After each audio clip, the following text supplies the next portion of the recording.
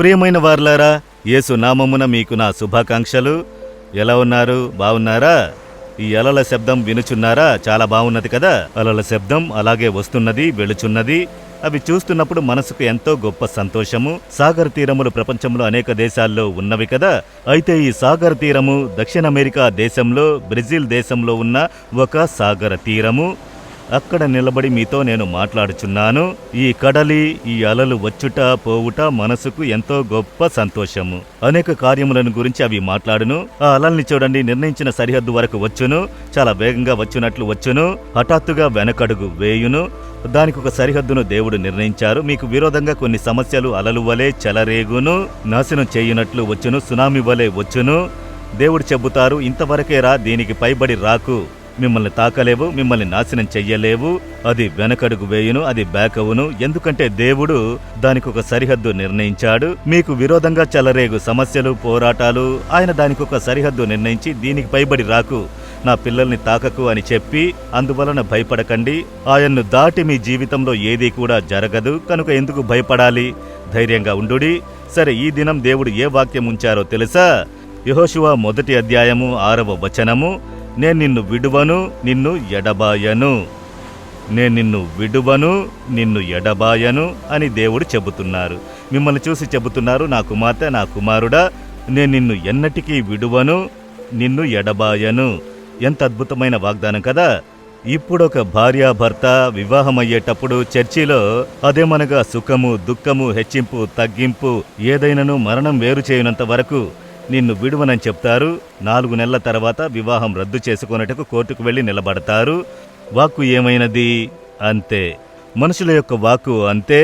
కొన్ని మాసాలు, కొన్ని సంవత్సరాలు అంతే. అయితే దేవుడు వాక్కునిస్తే వాక్కు మారనివాడు. నిన్ను విడువను, నిన్ను ఎడబాయను అని చెప్పి వాక్కు మారనివాడు. 1974లో యోచించి చూడండి, 74లో 50 సంవత్సరాలకు ముందు నన్ను సేవకు పిలిచినప్పుడు నేను చెప్పాను, నన్ను నమ్మి నేను సేవకు రాలేను. నేను బలహీనుడను, కొరత కలిగిన వాడను, సాధారణమైన మనిషిని, లోక ఆశలు, ప్రేమలు కలిగిన వాడిని. మిమ్ములను విడిచిపోతే అది చాలా కష్టము. అందువలన నన్ను నమ్మి నేను రాలేనన్నాను. దేవుడు చెప్పారు, నన్ను నమ్మి నీవు రా. నేను నిన్ను కరం పట్టుకుని ఆఖరి వరకు నడిపించదను, నిన్ను విడువను, నిన్ను చేయి విడువను, ఎట్టి పరిస్థితుల్లోనూ నిన్ను విడిచిపెట్టను. నన్ను నమ్మి రా. కనుక ఆయన చేతికి నా చెయ్యిని ఇచ్చాను. ఆయన వాక్కుని విశ్వసించాను. నా విశ్వాసము, నా బలము, నా పరిశుద్ధత, నా తీర్మానము అని నేను రాలేదు. యేసు ఆయన్ని నమ్ముచున్నాను. ఆయన వాగ్దానము, ఆయన నన్ను విడువరు, ఆయన నన్ను చివరి వరకు నడిపించెదరు. అలాగే నేను వచ్చాను సేవకు. ఇప్పుడు 50 సంవత్సరాలు దాటినవి. దేవుని చూడండి, ఆయన నన్ను విడువలేదు, నన్ను ఎడబాయలేదు, ఎవరి ఎదుట నన్ను విడిచిపెట్టలేదు. ఆయన అద్భుతంగా కాపాడి నడిపించుచున్నారు. ఆయన్ని నమ్మండి, ఆయన్ని విశ్వసించండి, ఆయన మాటలు విశ్వసించండి. మిమ్ములను విడువడు, మిమ్ములను ఎడబాయడు. దేవా, నన్ను నమ్మి నేను లేను, మిమ్ములను విశ్వసించుచున్నాను, మిమ్ములను నమ్ముచున్నాను, మీ వాగ్దానమును విశ్వసించుచున్నాను, మిమ్ములను నమ్మి నా జీవితమును మీ చేతికి అప్పగిస్తున్నాను, నన్ను నడిపించుడి అని సమర్పించుకోండి. చక్కగా నడిపించెదరు. మిమ్ములను విడువడు, ఎడబాయడు, అద్భుతం జరుగును. విశ్వసించెదరా? దేవా, మీరు వాక్కు మారనివారు, మాట తప్పని వారు, నిన్ను ఎన్నటికీ విడువను, నిన్ను ఎడబాయను అని చెప్పినారు. నేను దాన్ని విశ్వసిస్తున్నాను. దాన్ని నమ్మి విశ్వసించి నన్ను మీ కరములకు సమర్పించుకుంటున్నాను. ఆఖరి వరకు, మరణము వరకు, పరలోకం వరకు నాకు తోడయుండి నన్ను నడిపించెదరు.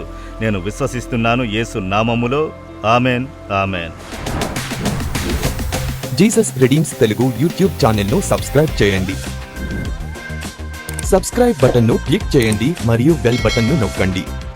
ప్రతిరోజు కార్యక్రమ సమాచారం పొందండి.